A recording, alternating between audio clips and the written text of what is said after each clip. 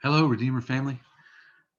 This is Rob Painter, and I know that as we have been quarantined and we're not meeting, I'm a pediatrician, and always am thinking of the kids. And as I love joining in on the Zoom meetings that youth is having on Sundays, and I see the kids there, and I know that they love joining in and they love story. And Chris Brown is helping out with the story, telling story on Sundays with the kids.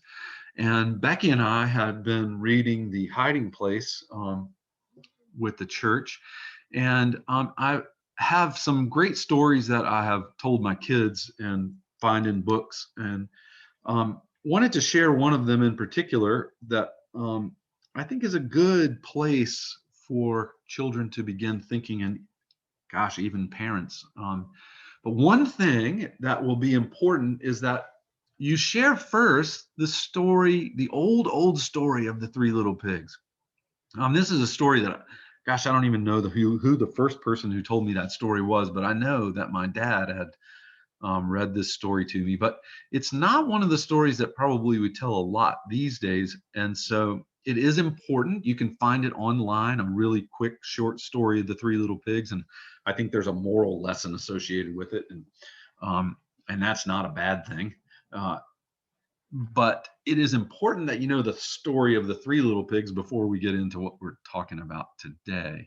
And the lesson for us in this, and I think it's relevant, is that Jesus came um, to tell us about God.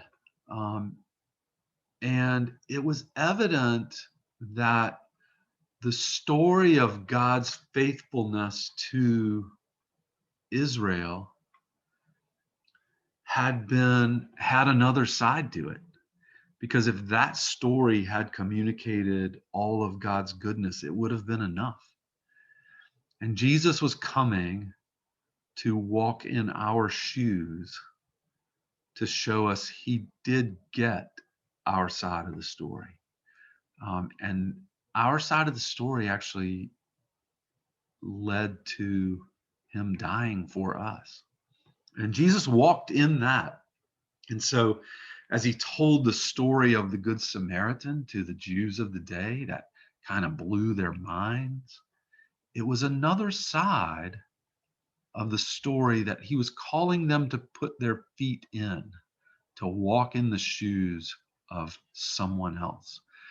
And this is it's a funny story, but it reminds us of that. And it requires two stories. So sit down and tell your kids the original old story of the three little pigs. And we're going to look today at the true story of the three little pigs. So everybody knows the story of the three little pigs, or at least they think they do. But I'll let you in on a little secret. Nobody knows the real story because nobody has ever heard my side of the story. I'm the wolf, Alexander T. Wolf. You can call me Al. I don't know how this whole big bad wolf thing got started, but it's all wrong. Maybe it's because of our diet. Hey, it's not my fault wolves eat cute little animals like bunnies and sheep and pigs.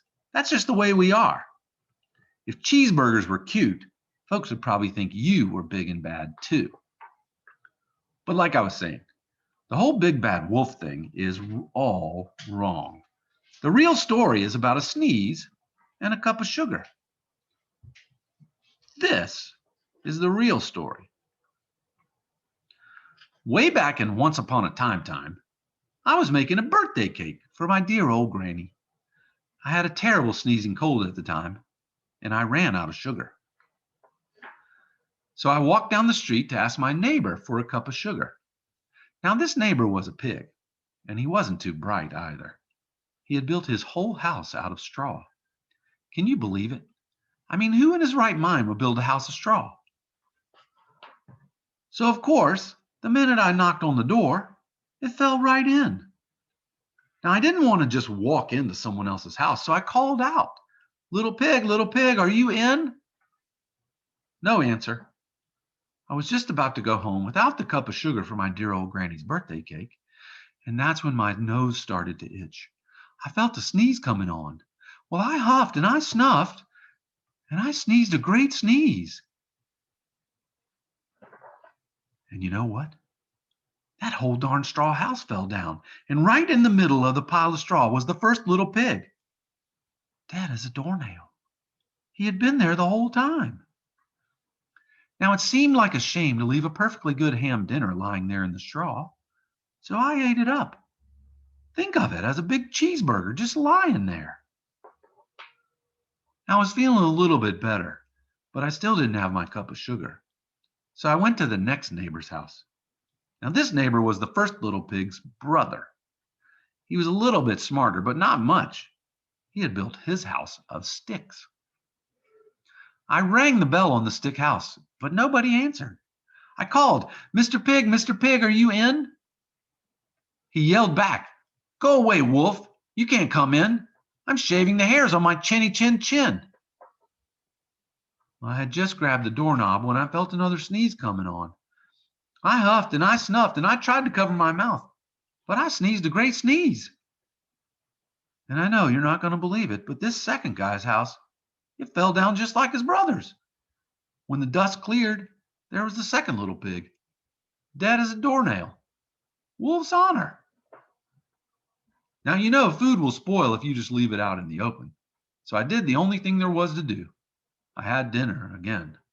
Think of it as a second helping. I was getting awfully full, but my cold was feeling a little bit better.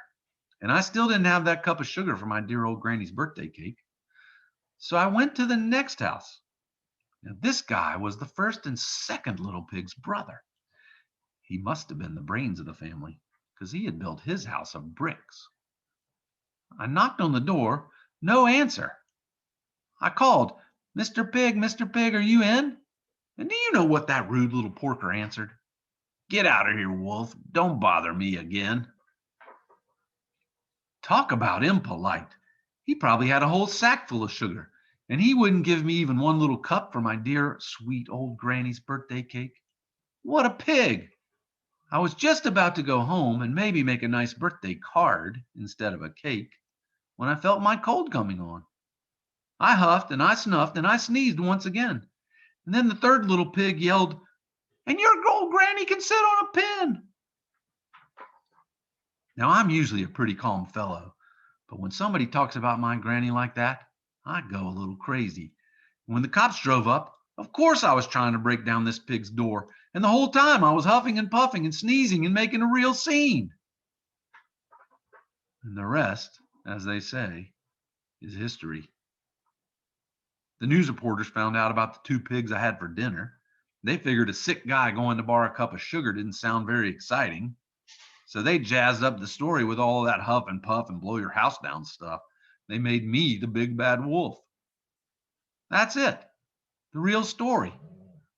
I was framed.